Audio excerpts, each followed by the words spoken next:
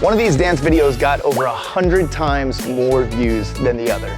I'm gonna explain to you why.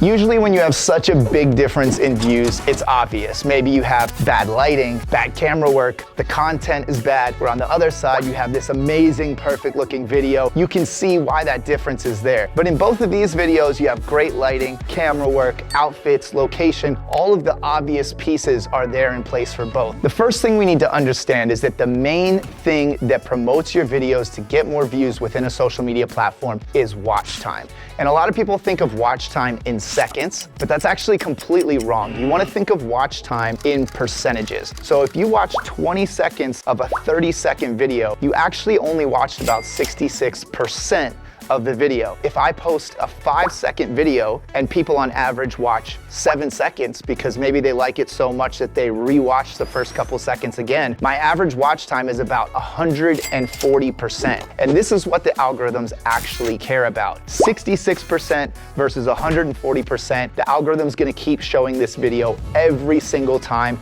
and pushing this one further and further back. So what does that mean for our two videos? Well, for the lower performing one, it's 15 seconds long.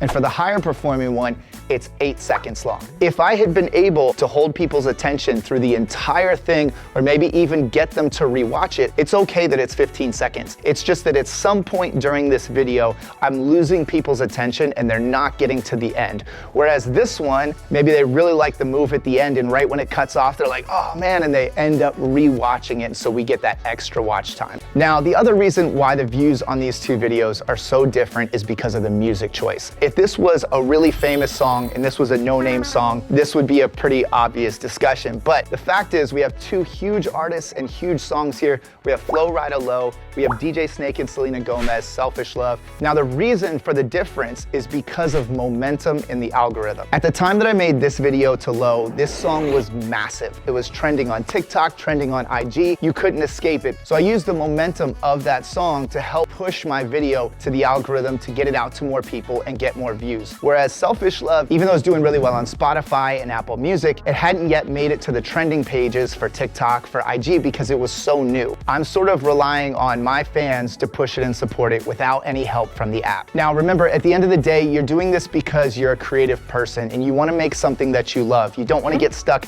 selling your soul to an algorithm. So we want to do some videos for us, but at the end of the day, you are your own brand. And if you're doing this as a business, it's also important that our videos are seen by a lot of people so that we can grow. Now, if you want to learn how to outsmart the algorithm, I have a full course down at the link below, but because of watch time, I gotta go.